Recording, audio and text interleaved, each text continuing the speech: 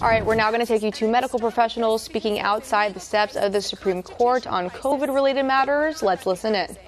And it is, to some extent, personified by the forced, mandated wearing of masks. Let's not tiptoe around the great big elephant in the room. The facts are actually not in dispute. Masks are completely irrelevant in blocking the SARS-CoV-2 virus. If you doubt that, you must watch the educational session that we've done about the myth of masks.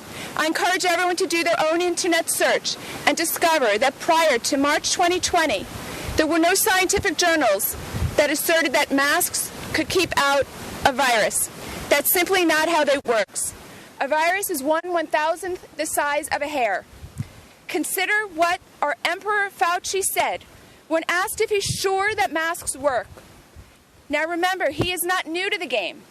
This has been his life's work for decades.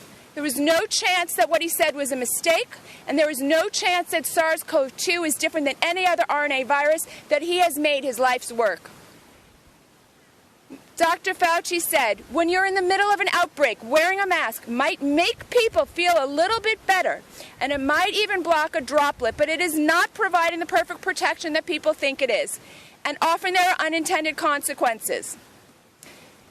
What the New England Journal of Medicine, a premier medical journal, had to say about masks, the following.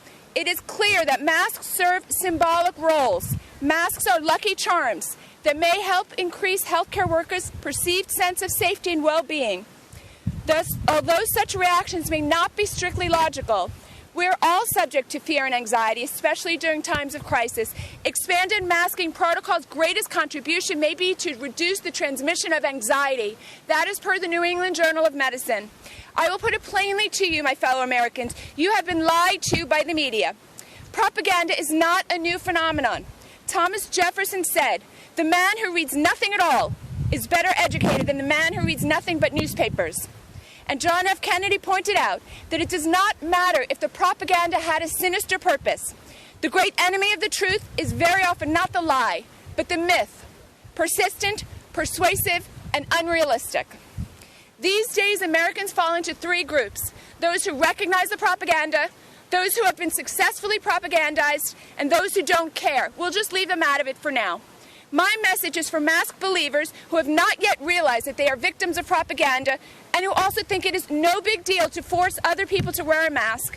In fact, there are three enormous problems with masks. First, mask mandates are spreading fear and hostility that is changing American culture. We are less friendly, less interactive, more hostile, quicker to be angry with our fellow citizen. Masks are very socially divisive. There is mask shaming and mask virtue signaling. There's hashtag social compliance, and there's citizen policing of sidewalks and airplanes and restaurants. And in addition to hostility, masks bring a palpable sense of fear that is totally unwarranted by the facts. There are actual human beings who believe that others will be harmed if they don't wear a mask, and this is tragic. Second, mask mandates cause an insurmountable civil libertarian issue. In the American legal system, the government cannot force a facial covering because all rights not expressly given to the government belong to the people. The government has neither common law nor statutory right to mandate clothing. Encroaching on a right that belongs to the people is extremely dangerous. One of our founding fathers, fourth President James Madison, said, "It is proper to take alarm at the first experiment on our liberties. We hold this to be the first duty of citizens and one of the noblest characteristics of the Revolution. The free man of America did not wait till usurped power had strengthened itself." Third, wearing masks is a national security issue. When most of the citizenry of our country can so easily be persuaded to do something that is so clearly against our own Constitution, our enemies certainly take notice. We are quite literally telegraphing our weakness and social divisiveness to our enemies. Now, to those Americans who are genuinely afraid, we are physicians. We are here to help you with these facts to reduce your fear. First, we'll do the facts, then the emotion, and then the call to action. The first is the facts. Notice that what the experts had said for months is wrong. There are not 2 million dead. Our healthcare system was not overwhelmed. There were 10 times the number of ventilators that we needed. Nearly everyone survives, and early treatment works. You must not ignore your own life experience.